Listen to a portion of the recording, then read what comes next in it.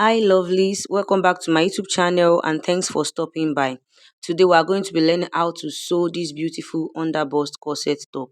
The video on how to draft it is already on the channel, so I'll drop the link below in the description box for that. So here I have half of my front pattern. Like my table couldn't contain everything, but this is half of it. So on the dart area, I am going to be joining it together, and here is what it looks like after I've joined it. Remember, if you watch the video on how to draft, I said the fabric I'm using is scrap fabric to make this beautiful top. So that's why the center is opened. But normally you are not meant to be cutting the center open again. It has to be together. So this part I'm showing now is optional. But if you want to just make it a design, you can cut your center, like make it into two and start joining and everything. So I've gone ahead to join everything together into one piece, and you can see how beautiful it looks like. Those contouring shape you are seeing around it is the dart, and by the time you are wearing it, it will sit beautiful on your body. The lining also is ready, and I am going to be attaching it to the fabric. Now I'll flip to the right side, then I'll go and iron it so it can be stable and neat.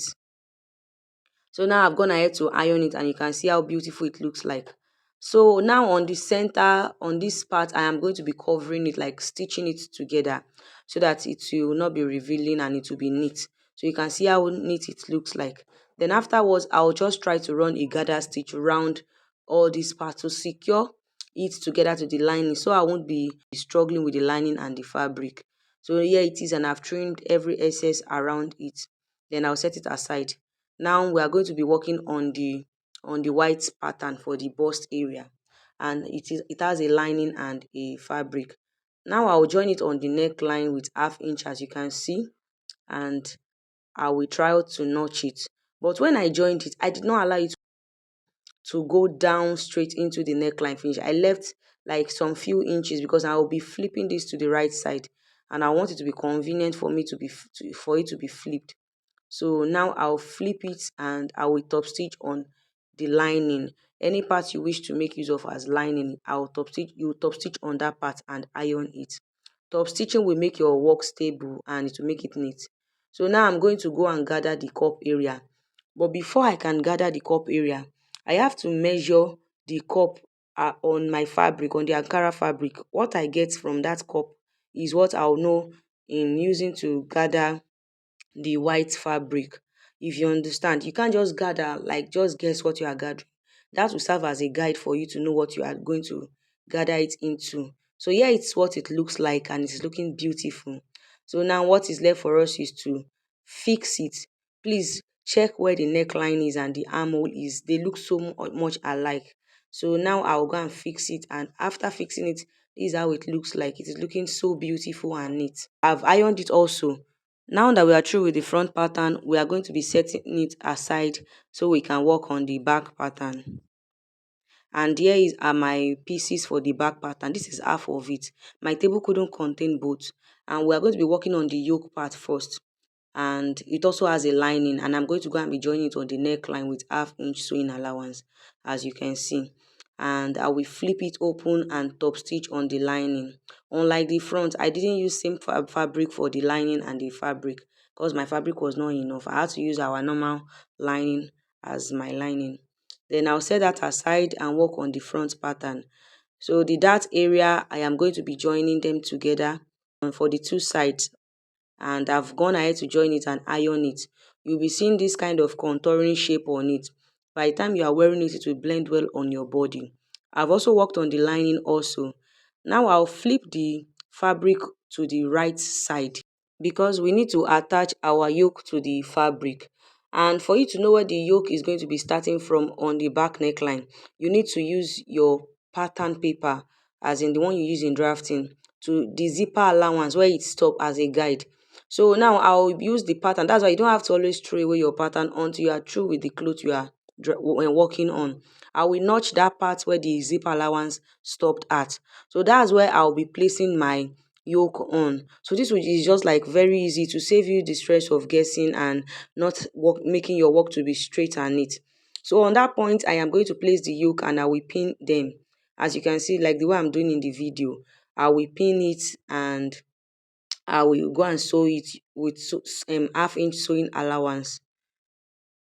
Now I've gone ahead to join it, and I'll now place my lining on it. The right side of my lining will be facing where the yoke and the fabric is.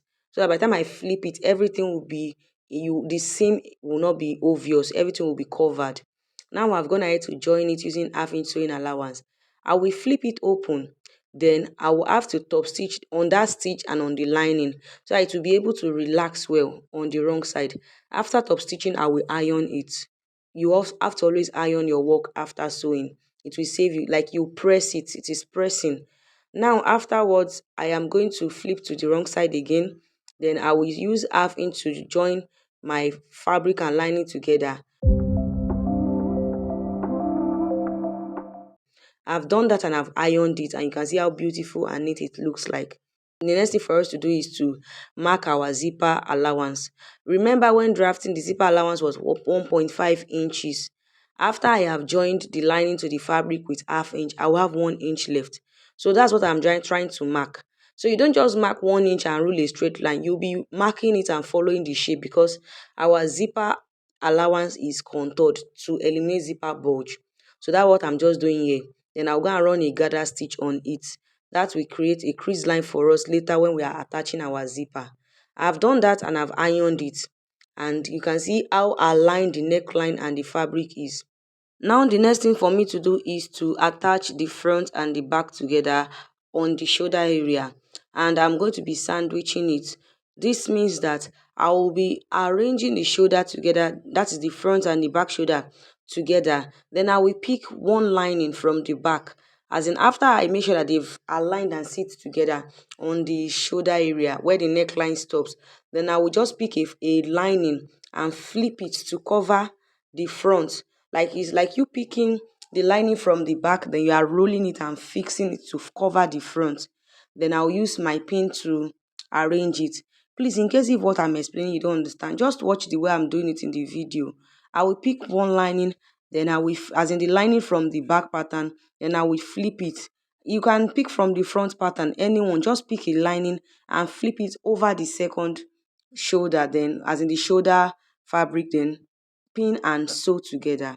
So here is what it looks like. And for all these rough edges, you are going to be overlocking it. If you have overlocking machine or whipping machine, you will whip it. Now I've gone ahead to fix my zipper, and I've also joined the clothes together on the sides using my body measurement. And when I fixed my zipper, I left like half-inch sewing allowance, because we are still going to be fixing a fabric on that back waist area as in the picture. Now let us work on the sleeve. So on my video also, I explained that I didn't add enough allowance, so it actually affected me. So please make sure that you add enough allowance both on your sleeve, the giggled part and the band area. Though I corrected mine, so but I wouldn't want to mislead you in my explanation. That's why I'm saying all this. Now I am going to be placing the right side of my fabric of the band on the wrong side of the fabric. Then I will fix it. I have notched the center. I notched the center of the giggle sleeve and the center of the band. Then now I am going to gather round. Like, I am going to be, you can pleat, you can gather it depending on what you want. So I've gone ahead to gather it, and now I'm going to be flipping my band back to the right side. So now both the band and both the fabric, the sleeve is on the right side, and we are going to be covering it like so.